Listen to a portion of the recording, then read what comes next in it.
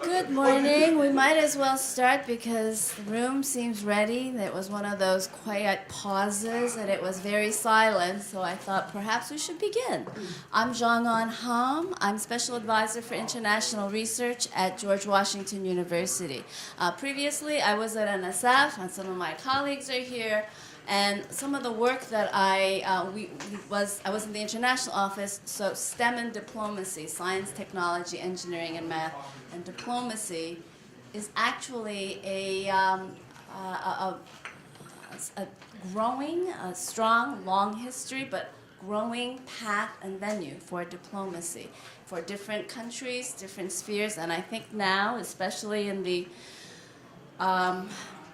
tumultuous, I think, path that we may be facing, not only because technology is changing so quickly, but also policy approaches are changing, that we will be looking for STEM to be a strong guiding set of guideposts, because, you know, scientific principles can guide many other areas. So the panel is going to look at the digital and knowledge divides in terms of STEM for diplomacy. Now, the digital divide, so in this regard, referring to differences in information and communications technology, access, usage within social systems and nation states, because digital and communications technologies mean different things to different countries in different places, and the way it's used and deployed are differently, how it's regulated. So today we have a wonderful panel of speakers who will be speaking on different aspects of this wide area of digital and STEM and digital diplomacy. First, we have Wenda Bauchspies, I'm saying that correctly, who is Dr. Bauchspies is also at National Science Foundation in the Social and Behavioral Economic Directorate, Economic Sciences Directorate. And in order to make sure everybody has a lot of time to speak, I'm going to just mention what they do. Fahmida Chowdhury is also at National Science Foundation. She is now in the International Science and Engineering Office, my old stomping ground, but previously she was also in SBE. Kevin Clark from George Mason University is a professor of learning technologies and the founding director of the Center for Digital Media Innovation and Diversity. And Erik Kuiler is also affiliated with George Mason, informatics subject matter expert. He's actually in the trenches with the digital, the things that we try to make sense of as we're making policy. So. 78. Oh yeah. It's been a long, hard trip. Right. That's when we were doing programming with stacks of cards. And you were, right? Yes. That was terrifying because if you spilled your stack of cards, that was the end. Done that. A lot of people don't even know what Okay. I'm sorry. All right. So, you know, I think because Kevin has... No, somebody just, okay. the guy who voted just put mine up first. Okay, so Connie, are we going in, should we go in the panelists or No, just go in order. Wenda and Fahmida? Perhaps we could, Yeah, yes, I mean, I had nothing in mind when I wrote the list, so it's up to you. It's okay, because they can give us an overview. Okay, yeah, and I'll start and then, okay. We want to use this. Not really. He wants people to use it because they're cool. I'm sorry, there's no podium. I thought there would be. Please pass. Should I go ask them? That's fine. It's okay. It's a small room. We're a small room. Fahmida and I are pleased to join you today to talk to you a little bit about what NSF is thinking and ways that may tap into today's topic of the digital divide and diplomacy. that what I'm passing around is a publication from last May, I believe it is, that NSF has identified 10 big ideas that they've been working on over the last 6 months to prepare for the new administration. And so this is a public document, and one reason why Fahmida and I wanted to share it with you, that it identifies the 10 big ideas. And there's an additional 10 big ideas on the bottom, which is, they've now added the includes. And if you don't know about includes, I also have the solicitation to pass around. So. And I don't have as many copies of those. But Fahmida and I thought this was a really good starting point to think about the 10 big ideas, because this is the whole foundation, thinking about where are we now, where are we going, and where are some of the spaces that we need to encourage and nurture research. And particularly for this group who's interested in thinking about diplomacy and the digital divide, I think some of these 10 ideas are spaces that could be created to explore just that. And the first one, harnessing data for 21st century science and engineering. Pretty broad, thinking about data. There's space in there for, you know, exploring the digital divide, especially obviously I'm grounded in social behavioral and economic sciences, and Fahmida also has half a foot there sometimes. That this is particularly an area for social scientists to come in and work with engineers, computer scientists, and other physical scientists to think through that. There's shaping the human technology frontier, which one of the reasons I'm not giving a lot of details on some of these is because there's not yet a lot of detail at the foundation, and we're actually going to be really looking to the community to help us figure this out. The human technology frontier is a space that my field of science and technology studies has been working in for the last 40 years, but hasn't necessarily gotten taken up. And which direction this could go, shaping the human technology frontier, again, is very open-ended and has space for thinking about the digital divide, which has been a classic area where STS Scholars has asked, who has access, who has power, who has control, and actually from my earlier talk that I was just at, who's also navigating the quality and control of these technologies. But understanding the rules of life, that's more the biology director, and I don't have that much information about it. And then the physics people are saying the new quantum revolution. There may be space in there. We'll have to see. But actually my favorite one of all of these, and don't quote me on saying, I heard an NSF official saying she has a favorite. The one that I'm really excited about, particularly for this topic, is navigating the new Arctic. Because the conversations that I've been hearing about that is it really is looking to be an integration, because I think in the new Arctic is one place where scientists, you know, the classic objective scientist that comes from somewhere else is thinking and is taking very seriously working with local people, whether you call them natives, indigenous, but the people on the ground, or the bottom of the pyramid, whatever terminology you want to use. So this is one space where we already have a strong history of the experts working with communities, and that is a strong priority of this area, the new Arctic. So thinking about the digital divide, thinking about where the power is, this is one place where we already have some traction, and I think we could go a lot further. And obviously the new Arctic, it's not just Alaska, it's Russia, it's Greenland, you've got Canada, you've got many different nations, and it's the one area where, as I said, this is just a nascent idea at the foundation, but I think it's really very fruitful for playing out and thinking through this idea of digital divides and diplomacy. The next one under the research is Windows on the Universe, Multi-Messages, Faster Physics. Again, I apologize, I don't have a lot of information on that. Processes, this is another one where the foundation is trying to figure it out. Includes is now part of one of the process big ideas. The Convergent Research is one where there's a lot of dialogue specifically amongst scientists who are thinking about the environment. And again, I think this is another area for thinking about, because the environment affects everybody, and thinking about how could the digital divide play into that, and also, again, diplomacy.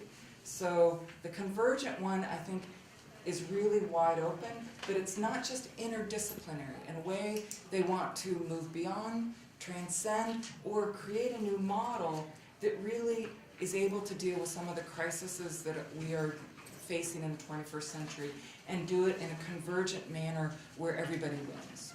So that's just a little introduction to the big ideas of NSF, and I will share the floor with my colleague, Fahmida.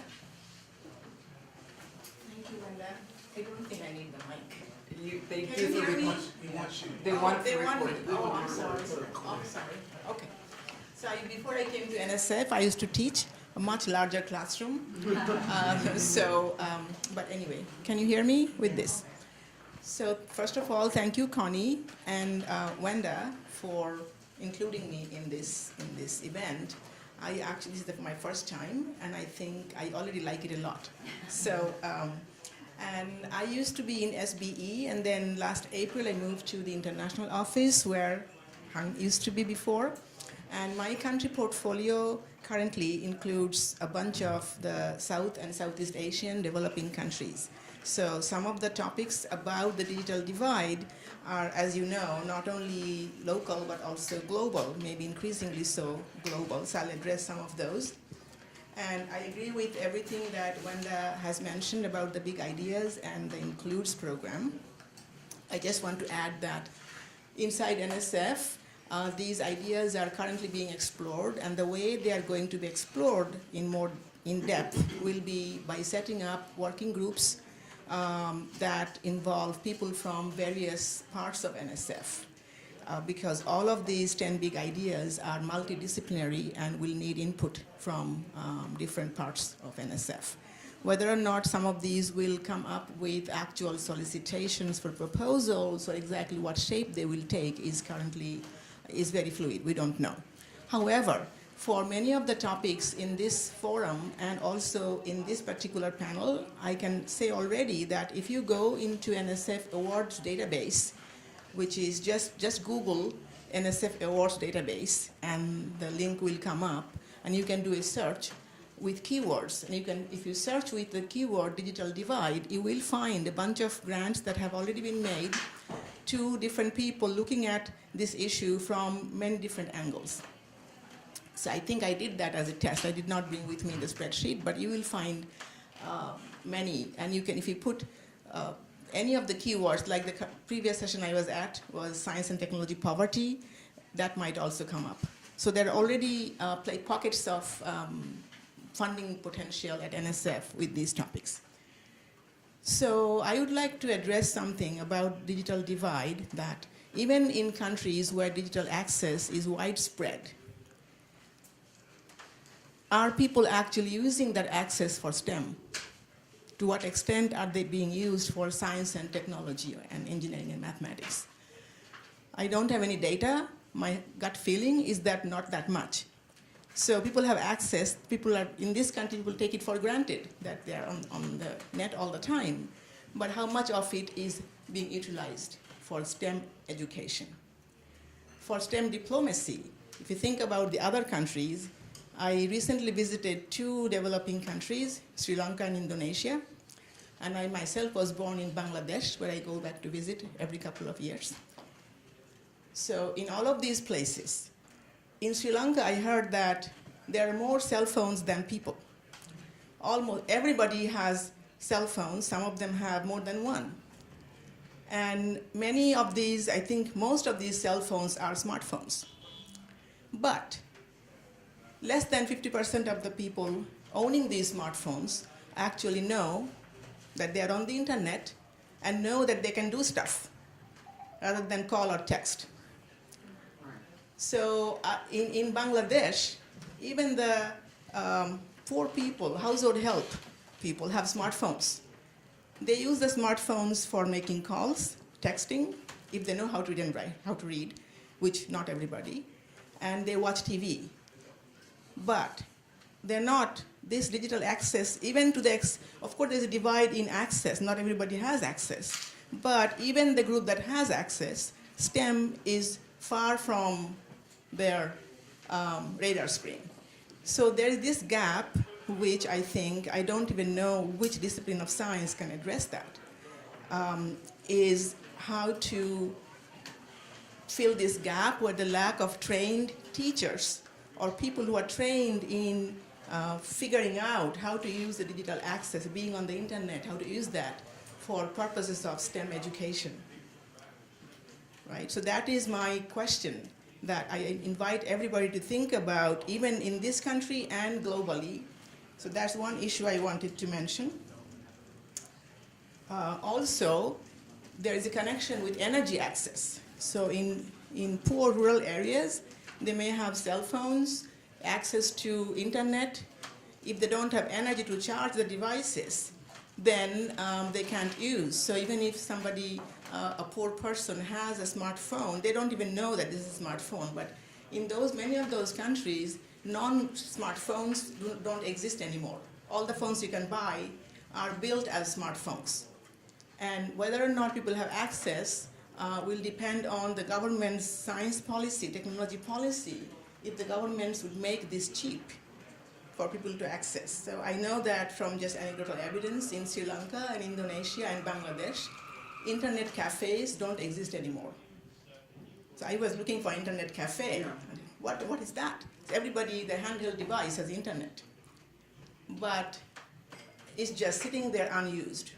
So I think a great opportunity for research and maybe deploying some new ideas is to bridge that gap. That's all I have. Thank you. Any questions for our speakers? Yes? The notion of querying inside NSF for information to form your group is a little strange to me, given the amount of information and formative stuff that's going on outside of NSF. So I think this is only the beginning stages that the conversations are happening inside NSF, but at some point, typically there will be workshops invited to include the community before. In many directorates, this is the norm. Like I know that in the computer science directorate, before they bring out new solicitations, they usually have a series of workshops with the community. So I think those might be announced soon, but I haven't heard. So I'm only part of the Includes working group. I don't belong to any other working groups. So I think you might, if you keep your eyes open, you might see some events that are invited for workshops.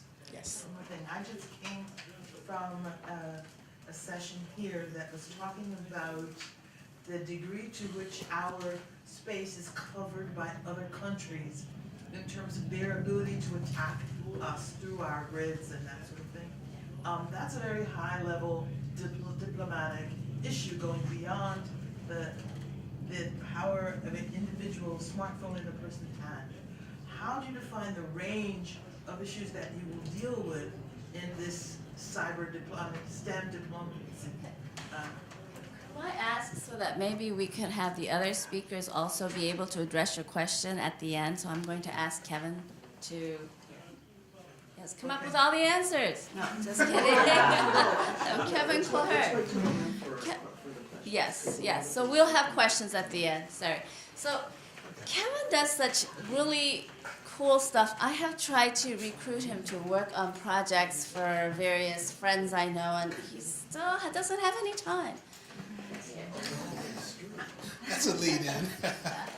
So I'm actually going to take a more micro view and look and talk about the findings from a recent study that a colleague and I just completed. A colleague is Kimberly Scott. She's at Arizona State University. This was funded by the Bill and Melinda Gates Foundation. And actually, this project came out of an NSF grant. So Kim and I had an NSF grant to look at, and this is how we met Connie, is that the project was called STEM for All. And we basically pulled together all of the top people, we call them our dream team, around STEM, And one of the people on that dream team was a program officer at Gates.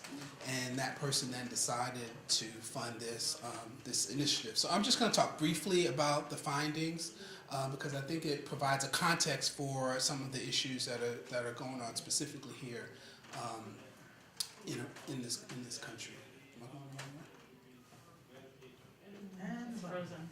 It's going there, but it's not going to the top. Oh, All right. Try use arrows. Get back in the present mode, I think.